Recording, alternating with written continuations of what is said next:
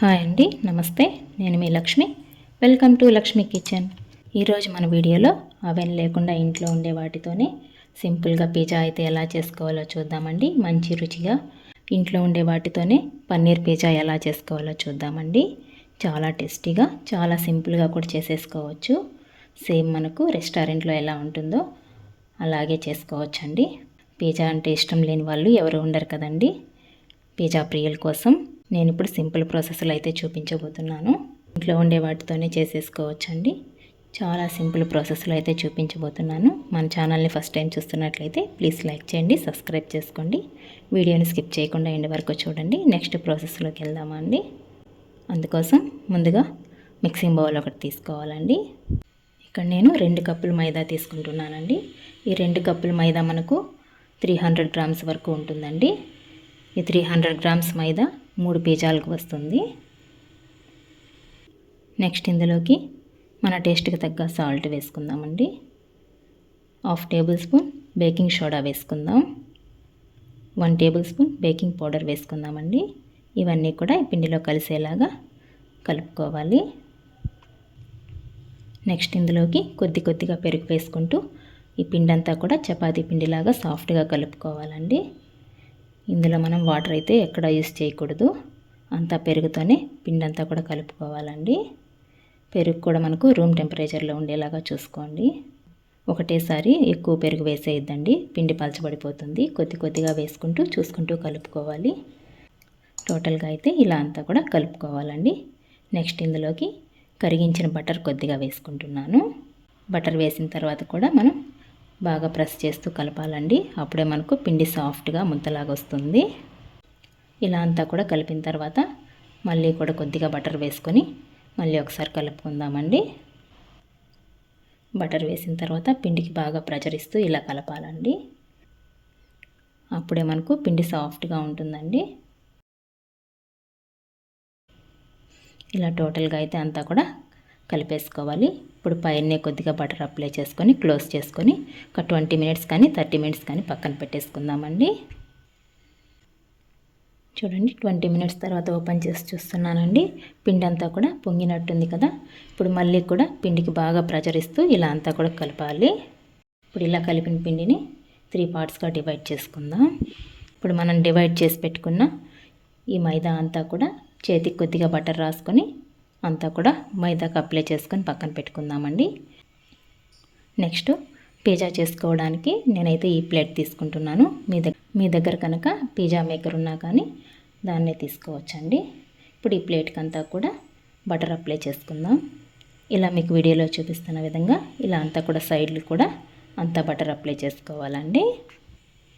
Next ఇందులోకి కొద్దిగా మైదా పిండి, పొడి పిండి వేసుకొని ఇదంతా కూడా స్ప్రెడ్ చేసుకోవాలి. ఇలా మీకు వీడియోలో చూపిస్తున్న విధంగా అంతా కూడా స్ప్రెడ్ చేసుకొని మిగిలిన పిండి ఒక బౌల్లోకి తీసేసుకోండి. ఇలా అయితే రెడీ చేసుకోవాలండి. ఇప్పుడు మనం రెడీ చేసి పెట్టుకున్న మైదా మిశ్రమాన్ని తీసుకొని చపాతీలాగా మందంగా ఒత్తుకోవాలండి. ఇలా మీకు వీడియోలో చూపిస్తున్న విధంగా ఇదంతా కూడా ప్లేట్కి కంప్లీట్గా అయితే స్ప్రెడ్ చేసుకోవాలి. ఇలా చేత్తోనే అదుముతూ ఉంటేనే మనకు బాగా స్ప్రెడ్ అయిపోతుందండి. చాలా సాఫ్ట్గా ఉంది కదా, అంతా కూడా బాగా స్ప్రెడ్ అయిపోయింది. వీడియోలో చూపిస్తున్న విధంగా అంచుల్లో 1/2 ఇంచ్ వదులుకొని ఇలా చేత్తో ప్రెస్ చేస్తూ చేసుకోవాలండి. నెక్స్ట్ ఫోర్క్ ఒకటి తీసుకొని ఇలా ఘాట్లు పెట్టుకోవాలి.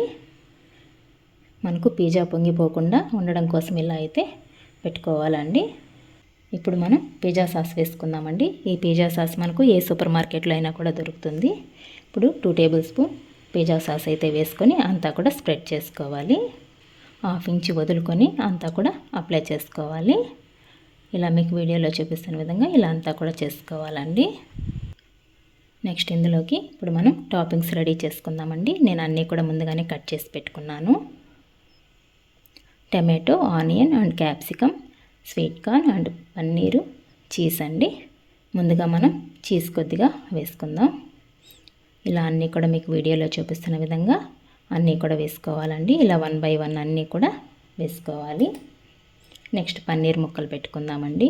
మీకు పన్నీర్ ఇష్టమైతే ఎక్కువగానే పెట్టుకోండి. అలాగే ఇప్పుడు టమాటో పెట్టుకుందాం.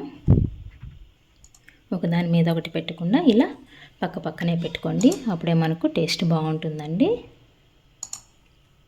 ఇప్పుడు కొద్దిగా స్వీట్ కార్న్ వేసుకుందామండి. నెక్స్ట్ మనం క్యాప్సికమ్ పెట్టుకుందామండి. క్యాప్సికమ్ మనం పొడవుగా అయినా కట్ చేసుకోవచ్చు, ఇలా చిన్న చిన్న పీసెస్ లాగైనా కట్ చేసుకోవచ్చు అండి. ఇలా అక్కడక్కడ అంతా కూడా పెట్టేసుకుందాం. నెక్స్ట్ మనం ఆనియన్ పెట్టుకుందామండి. ఇలా అన్నీ కూడా పెట్టిన తర్వాత ఈ వెజిటేబుల్స్ అన్నీ అటు ఇటు కదిలిపోకుండా మళ్ళీ పైన కొద్దిగా చీజ్ వేసుకుందామండి. మీకు చీజ్ ఎక్కువ ఇష్టమైతే మరి కొద్దిగా కూడా వేసుకోవచ్చండి. నేనైతే మితంగానే వేస్తున్నాను. మరి ఎక్కువ తింటే లావు అయిపోతారండి. ఇంకా పిల్లలకి చాలా ఇష్టం కదా పిజ్జాలంటే. పిజ్జా అంటే చాలామందికి ఇష్టం కదండి. ఇంకా అప్పుడప్పుడు చేసుకొని తినాలి కాబట్టి ఇలా లైట్గా అయితే చేసి వేస్తున్నాను. టేస్ట్ అయితే మాత్రం ఎక్సలెంట్గా ఉంటుందండి. నెక్స్ట్ ఇందులోకి చిల్లీ ఫ్లేక్స్ కొద్దిగా వేసుకుందామండి. నెక్స్ట్ ఇందులోకి ఆరిగానోస్ కొద్దిగా తీసుకుందామండి. నెక్స్ట్ పైన కొద్దిగా సాల్ట్ వేసుకుందామండి. ఈ వెజిటేబుల్స్కి అంతా కూడా సాల్ట్ పడుతుంది. ఫైనల్గా మనం కరిగించిన బటర్ని ఈ అంచులంతా కూడా అప్లై చేసుకుందామండి. అప్పుడే మనకు ఆ అంచులంతా కూడా డ్రై అయిపోకుండా బాగా సాఫ్ట్గా ఉంటుంది. ఇప్పుడు ఇది పక్కన పెట్టేసుకుందామండి. నెక్స్ట్ స్టవ్ ఆన్ చేసుకొని ఏదైనా మందపాటి గిన్నె పెట్టుకుందాం. నేనైతే ఇక్కడ కడాయి పెట్టుకుంటున్నానండి. అందులోకి ఇసుక కానీ సాల్ట్ కానీ వేసుకోవాలి. స్టాండ్ అయితే పెట్టుకోవాలండి. మీ దగ్గర కనుక స్టాండ్ లేకపోతే ఏదైనా ఒక ప్లేట్ అయినా పెట్టుకోవచ్చు.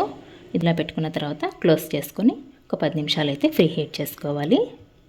ఇప్పుడు మళ్ళీ ఓపెన్ చేసుకొని మనం రెడీ చేసి పెట్టుకున్న ఈ పిజ్జా ప్లేట్ పెట్టేసుకుందామండి. మనకు అంచులంతా కూడా కొద్దిగా గ్యాప్ ఉండేలాగా చూసుకోండి. మనం తీసుకునే బౌల్ కంప్లీట్గా క్లోజ్ అయ్యేలా ఉండాలండి. ఇప్పుడు క్లోజ్ చేసుకొని మంటను మీడియం ఫ్లేమ్లో పెట్టుకొని ఒక 30 మినిట్స్ అయితే కుక్ చేసుకోవాలి. 30 మినిట్స్ తర్వాత ఓపెన్ చేసి చూస్తున్నానండి. చూడండి పిజ్జా అంతా కూడా బాగా బేక్ అయిపోయింది. స్టవ్ ఆఫ్ చేసుకొని పక్కన పెట్టేసుకుందామండి. ఇప్పుడు ఈ పిజ్జా అంతా కూడా వేడిగా ఉన్నప్పుడే తినాలండి, వేడి తగ్గిపోతే. ఇప్పుడు ఇలా రెడీ అయిన పిజ్జాని సర్వింగ్ ప్లేట్లోకి తీసేసుకుందాం. పిజ్జా కటర్తో కానీ నైఫ్తో కానీ కట్ చేసుకొని సర్వ్ చేసుకుంటే ఎంతో టేస్టీ అయిన పన్నీర్ పిజ్జా అయితే రెడీ అయిపోయిందండి. చూడండి అడుగును కూడా ఏమీ అంటుకోలేదు, మనకు మాడలేదు, చాలా బాగుందండి. మీకు వెనక్కి కూడా చూపిస్తున్నాను చూడండి. పర్ఫెక్ట్గా అయితే పిజ్జా అయితే రెడీ అయిపోయింది. చాలా సాఫ్ట్గా చాలా బాగుందండి. మా పిల్లలైతే సేమ్ డొమినోస్ పిజ్జా ఉన్నట్టే ఉంది మమ్మీ అంటున్నారండి. చాలా టేస్టీగా చాలా బాగుందండి. మీరు ఒకసారి ట్రై చేయండి. మీకు ఎలా వచ్చిందో కామెంట్ చేయండి. నా వీడియోస్ కనుక మీకు నచ్చినట్లయితే ప్లీజ్ లైక్ చేయండి. మీ ఫ్రెండ్స్ అండ్ రిలేటివ్స్కి షేర్ చేయండి. మరిన్ని కొత్త వీడియోస్ కోసం మన ఛానల్ని సబ్స్క్రైబ్ చేసుకోండి. థ్యాంక్స్ ఫర్ వాచింగ్ అండి.